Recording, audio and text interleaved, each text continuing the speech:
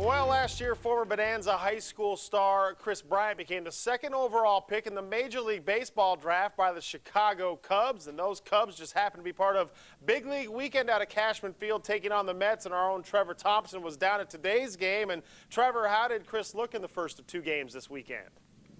Well, he really didn't get in until late in the game, just played a few defensive innings, had a nice put out from third to first. Didn't get an at-bat. In fact, he was actually in the on-deck circle before the final out was made, and the Mets took this game. Let's go to the highlights. Mets and Cubs, you know, the 51s don't start their season until April 3rd, but luckily we had this game because it was too beautiful a day to not play baseball. Not a beautiful start, though, for Cubs fans. First inning, Mets jump out 3-0, thanks in part to a two-run David Wright double. But the Cubbies, they would rally. Two Anthony Rizzo home runs would help cut into the Mets lead. In fact, they would come all the way back and tie it 4-4 in the 8th inning. But Wilmer Flores, remember him, star of the 51s last year, he breaks that tie.